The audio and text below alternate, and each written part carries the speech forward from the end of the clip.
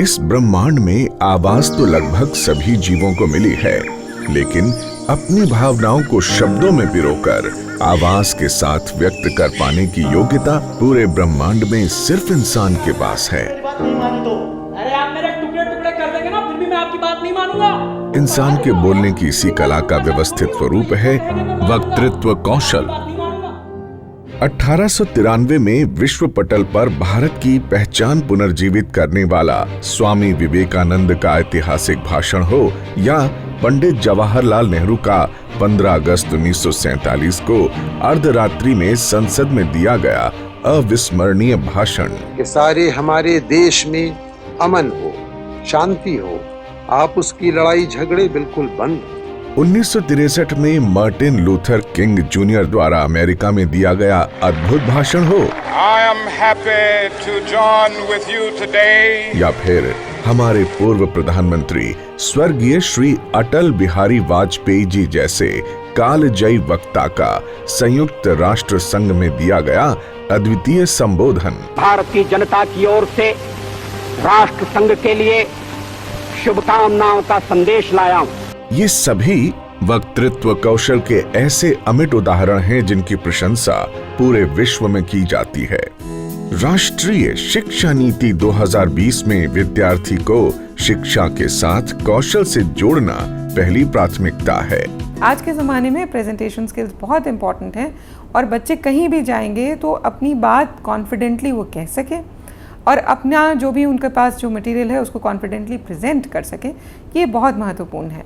और इसलिए ये जो पूरा स्किल्स वाला जो कंपोनेंट है, स्पोकन स्किल्स वाला, ये पूरा बच्चे के व्यक्तित्व निर्माण का एक आधार है और इसको हमको बहुत ही अच्छी तरीके से डेवलप करना चाहिए बच्चों के अंदर। तो मेरा आपसे अनुरोध है कि इस ट्रेनिंग पर बहुत ध्यान दिया जाए, क्योंकि यही प्रथम चरण है बच्चे के विकास के लिए। 21वीं शताब्दी में सफल होने के लिए विद्यार्थी में 4 C's यानी क्रिएटिविटी, क्रिटिकल थिंकिंग, कम्युनिकेशन और कोलैबोरेशन जैसे कौशल आवश्यक हैं। बेहतर संवाद के लिए पब्लिक स्पीकिंग यानी वक्तृत्व कला इन्हीं कौशलों में से एक है जो विद्यार्थी में वैचारिक अभिव्यक्ति के साथ लीडरशिप का आत्मविश्वास जगाती है। विद्यार्थियों में वक्तृत्व कौशल का यही गुण विकसित करने के उद्देश्य से CCLE के तहत माह के दूसरे शनिवार विभिन्न गतिविधियों का आयोजन किया जाता है। भाषण व्यक्ति की झिझक उसके आत्मविश्वास को कमजोर कर सकती है।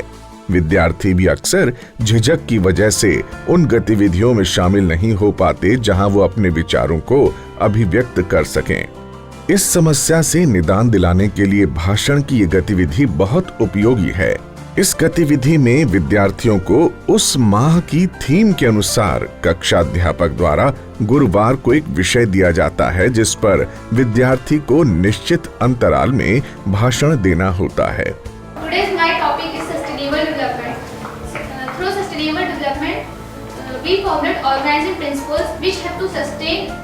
इस पूरी गतिविधि के दौरान विद्यार्थी चिंतनशीलता, कल्पना शक्ति का प्रयोग, विचारों की तारतम्यता एवं भाषा पर पकड़ बनाने जैसे कौशल सीखते हैं।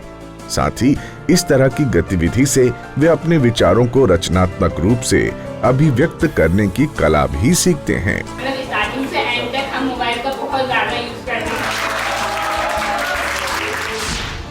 चित्र आधारित तात्कालिक भाषण इस गतिविधि में विद्यार्थी को उस माह की थीम के अनुसार एक चित्र दिखाया जाता है जिसे देखकर विद्यार्थी को उससे संबंधित तात्कालिक भाषण देना होता है।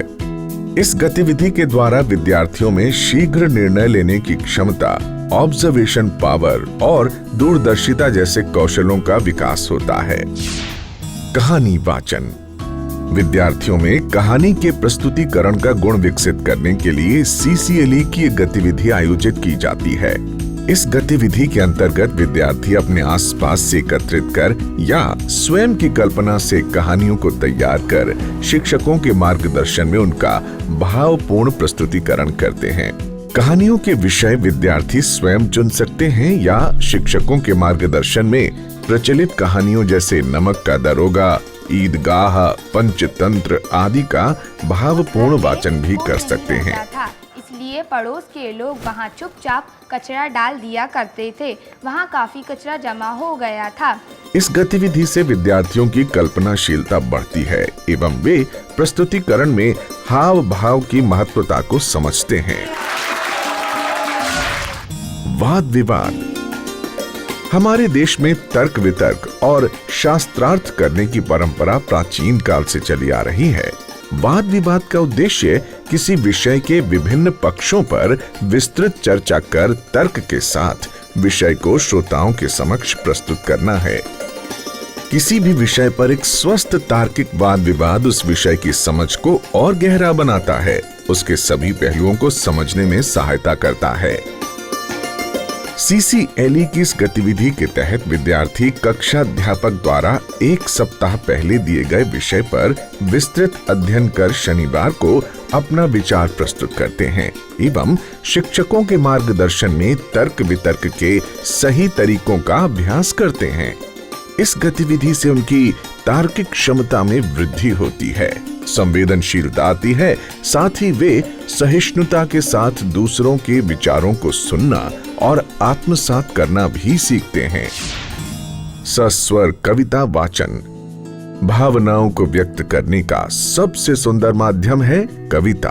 हे भारत के राम जगो मैं तुम्हें जगाने आया हूं। अच्छे वक्ता अधिकांशतः अपने वक्तव्य के दौरान कविताओं का प्रभावी प्रयोग करते हैं, जिससे वे आसानी से अपनी भावना को श्रोताओं तक पहुंचा देते हैं। खड़ी शत्रु की फौज द्वार पर राज तुम्हें ललकार रही, सोए सिंह जगो भारत के माता तुम्हें। CCLE की इस गतिविधि के तहत विद्यार्थी से प्रसिद्ध कविताओं का सस्वर वाचन करने का अवसर दिया जाता है।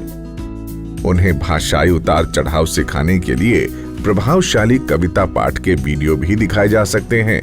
कि लहरों से डरकर नौका पार नहीं होती, कोशिश करने वालों की कभी हार नहीं होती। और फिर उसी कविता का पाठ उनसे करवाया जा सकता है। कि जो दुनिया में अव्वल और निराला था, कवच किलो 81 का और 72 किलो का भाला था।